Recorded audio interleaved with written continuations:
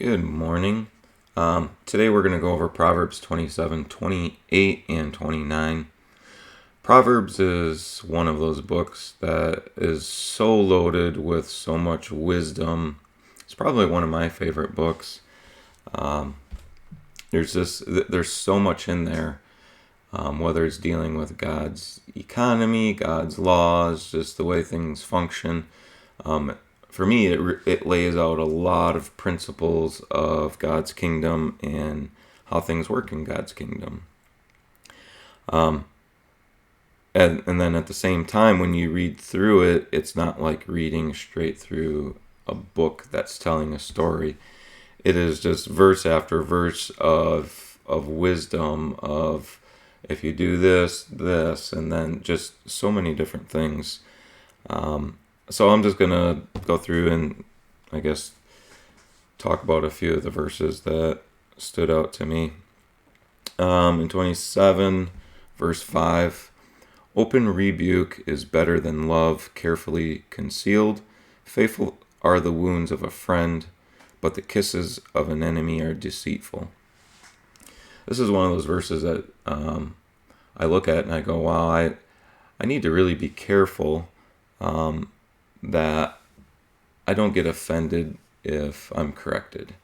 And that's a hard thing to swallow. That's a hard thing to come to grips with. But the reality is we need one another, and there are times where we all need correction, and that can feel like an open wound, especially if it comes from a friend. But in the end, that is way better than the enemy being deceitful to us, and us being allowed to continue in our ways if we're going astray. And then verse 8 sort of follows up with it, like a bird that wanders from its nest is a man who wanders from his place. So if I'm wandering from my place, I hope my friend comes in and enlightens me. Let's see here. Jump down to verse 12. A prudent man foresees evil and hides himself. The simple pass on and are punished. I've seen this verse for a long time. This is one of those ones that reminds me that I do need to be aware of what's going on around me, in my community, in my society. Doesn't necessarily need to be the main focus of my life to be engaged in every form of politics, but I can't bury my head in the sand and think that all is going to be well. It says a prudent man foresees evil, so it means that you should be looking and seeing what's going on, and if you see evil coming your way, you now have the warning ahead of time to hide and or protect yourself or your family or whatnot. So in this day and age, that is, I guess in any day and age, that's good. Okay, this one's gonna strike a few nerves. I don't even know if I'm gonna expound on it, but verse 15, 16, a continual dripping on a very rainy day and a contentious woman are alike. Whoever restrains her restrains the wind, and grasps oil with his right hand.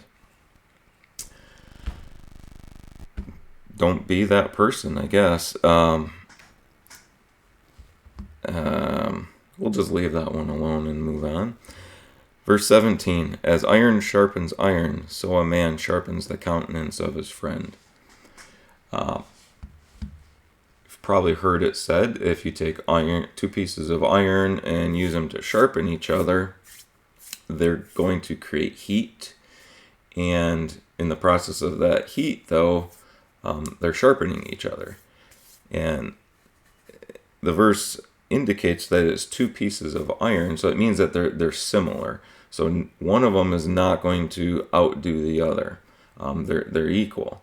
So as they work to sharpen each other, there's some heat. And if you and your friend are trying to sharpen each other, you may have some some instances where you don't agree, and that can cause some heat, that can cause a little agitation.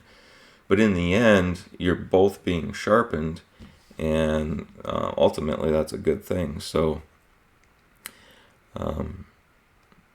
don't be scared to do that. Don't be scared to talk to your friend and dig into God's Word and say, what do you think about this? And if you think that they might be off track, or don't be scared to have that debate, but don't do it with a prideful heart either. That's very important. Always be humble, and the Lord will reward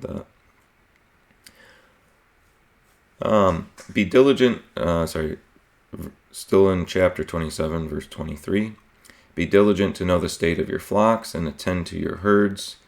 For riches are not forever, nor does a crown endure to all generations. When the hay is removed and the tender grass shows itself, and the herbs of the mountains are gathered in, the lambs will provide your clothing, and the goats the price of a field. You shall have enough goat's milk for your food, for the food of your household, and the nourishment of your maidservants. God's economy is not the same as the world's economy. And I like in Proverbs that there's many verses that talk about your finances. And if you study this, be diligent to know the state of your flocks and attend to your herds. This is more or less applying to pastors, but I think it applies to everybody that's a minister. There are people that the Lord puts into your life, and if we're diligent in seeking God and doing the things in ministry that we should be doing on a daily basis, the way I'm reading this, if we do those things and we're not lazy and we're doing the work that we need to do, God's going to provide and take care of us financially. Okay, moving on to chapter 28. Again, dealing with God's economy. Verse 6, better is the poor who walks in his integrity than one perverse in his ways, though he be rich. Whoever keeps the laws is a discerning son, but a companion of gluttons shames his father. In verse 8, one who increases his possessions by usury and extortion gathers it for him who will pity the poor. Usury is the act of loaning something out and then requiring it back at extremely high interest. So if I had $100 and I loan it to my friend, and I say, oh, by the way, when you pay me back, I want $150, that's usury. And God says that if you increase your possessions and your wealth by doing that, you're gathering it for somebody else who pities the poor. Somebody else out there is saying, you know what, I want to gather and give to those who are poor. So be careful, because if you're gathering your possessions in the wrong way, most likely you won't hang on to it very long. Let's see.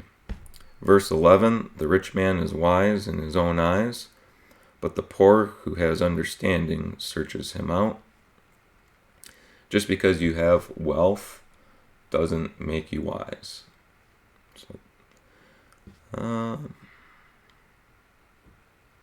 Verse 13, he who covers his sins will not prosper, but whoever confesses and forsakes them will have mercy. I don't know that there's a lot to expound. I've got a dry mouth right now. Okay, 28 verse 19. He who tills his land will have plenty of bread, but he who follows frivolity will have poverty enough. A faithful man will abound with blessings, but he who hastens to be rich will not go unpunished. To show partiality is not good, because for a piece of bread a man will transgress. A man with an evil eye hastens after riches, and does not consider that poverty will come upon him. again, dealing with God's economy. Back to verse 19, following frivolity means just chasing things that are not trying to think of the word. They're not helping society. They're not helping your fellow man. It's just kind of foolish stuff. And if you chase after that stuff, you end up losing your possessions. So again, those are verses dealing with God's economy.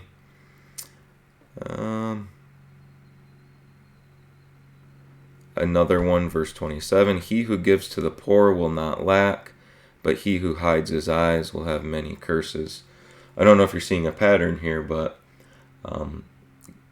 giving to the poor and having pity on the poor and desiring to give opens many doors for you in your life.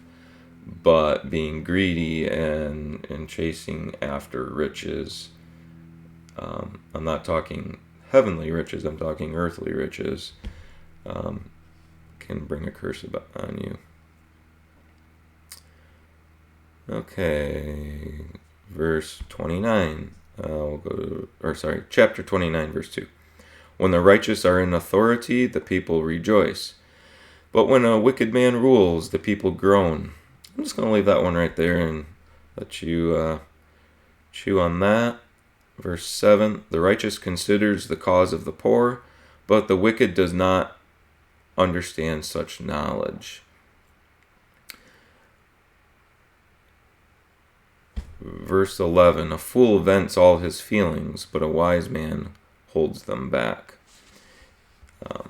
Early on, when I first became a Christian, I felt the need to kind of be, I shouldn't say it, probably wasn't even when I was first a Christian, it was probably right before that.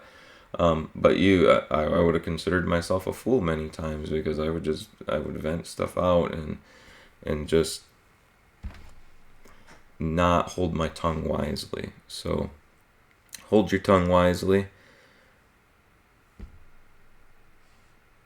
Verse 16, when the wicked are multiplied, transgression increases, but the righteous will see their fall. And I highlighted this one. Don't lose heart. We may see a lot of things going on around us that are wicked and evil. But hang in there with the Lord. Continue to follow Him and allow the Lord's righteousness to fill you. And according to His Word, we will see evil and wickedness fall. And to finish off, verse 25, the fear of man brings a snare, but whoever trusts in the Lord shall be safe. It's very easy in this day with social media, what we're doing right now, but the social media that's being put out by the enemy. If you notice, a common theme is fear, fear, fear, fear. And that brings a snare. A snare is a trap that if you step into it, it grabs a hold of you and you can't get away from it. So I encourage you to try to stay away from all the fear that the enemy is putting out there, and trust in the Lord. You will be safe. And that's the end of these 3 chapters for the most part. So have a blessed day, and the Lord loves you, and we'll see you soon.